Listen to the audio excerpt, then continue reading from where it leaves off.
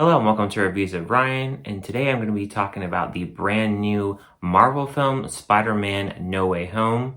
This is directed by John Watts. He directed the first two Spider-Mans with Tom Holland in it, and he's on board for this one as well. I want to thank you guys for clicking on this video. If you like all kinds of movie content, consider subscribing to the channel, smash that like button, and comment if you've seen Spider-Man. How many times have you seen this new Spider-Man?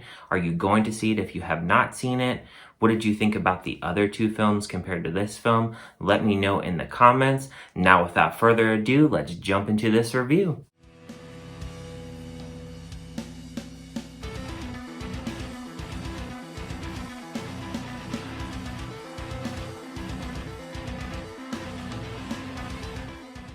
With Spider-Man's identity revealed, Spider-Man goes to Doctor Strange for help. When Doctor Strange creates a spell, dangerous foes from other worlds start to appear. This film stars Tom Holland, Zendaya, and William Dafoe. Going into this Spider-Man, I will say that Tom Holland and Zendaya are not my favorite characters in the Spider-Man franchise.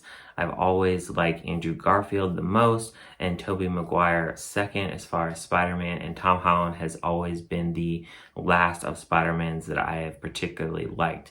So the first film I liked. I didn't think it was amazing, but I liked it. The second film, the last one, Far From Home, I didn't really like as much. So going into this one, I was hoping that it would be much better than the second, especially since this is going to be the final one in the series. And honestly, it was a very good film. I really enjoyed this film. I think Marvel did some things right in this film that they normally sometimes struggle with in their films. And one of those things is the pacing in this film. I thought the pacing, they did a really good job with this. I never really felt that there were really any necessarily wasted scenes in this film. I thought that they did a really good job blending comedy, action, talking, and just balancing a well-balanced film that was 2.5 hours. I also think that they did a better job building the connection of MJ and Peter Parker's character in this. I think that this was the most balanced they've had with them as in a relationship.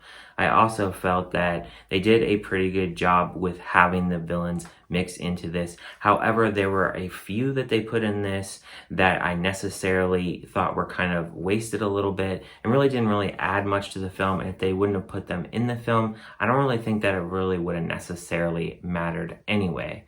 But I like the fact that we get some surprises and there's a little bit of fan favoritism there with some of the characters that are put in this film. It was really cool to see some characters that we haven't seen for a while, especially the Green Goblin. I just think that he is the best villain that we've had in all the Spider-Mans.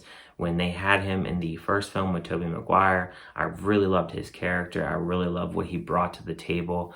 And I just really think that he's a really creepy character. He's just a really top-notch villain. I really consider him to be one of the better villains that I've ever seen in a superhero movie ever. I just think that he has a great character and he's played by a really good actor of William Dafoe. And then I also think that what helps in this film is Peter Parker, he's going through some hardships. We really haven't seen Tom Holland in this role of having these hardships throughout these Spider-Man films. They're kind of more fun and, that he's in high school, so it's a little bit more fun and a little bit more comedy kind of in the first two. And I felt like this is the most serious out of all three of the films. I felt that we really got to see hardships with him, what he is struggling with, what happens to his character. He really just kind of loses a lot when his identity is revealed, and it's just really tough for him to kind of navigate and kind of know what to do next. I mean, he is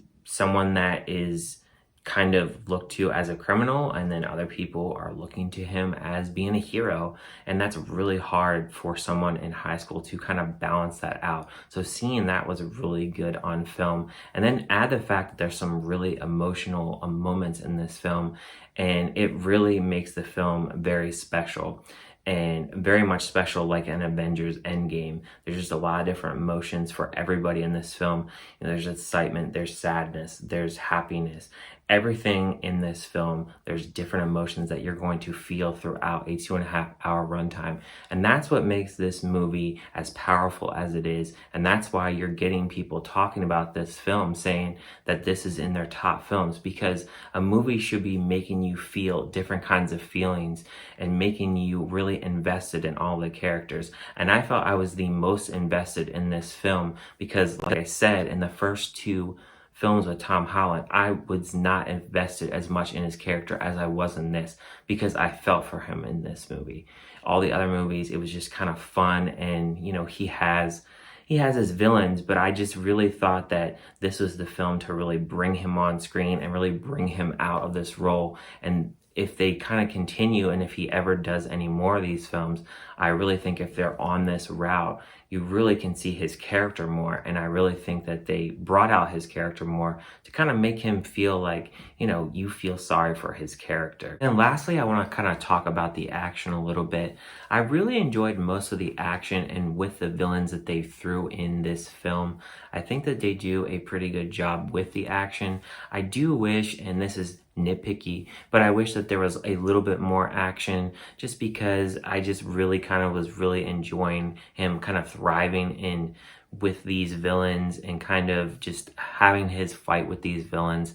I just really enjoyed that about the movie, especially Green Goblin and then Dr. Octo, and it was just really cool seeing that on screen again.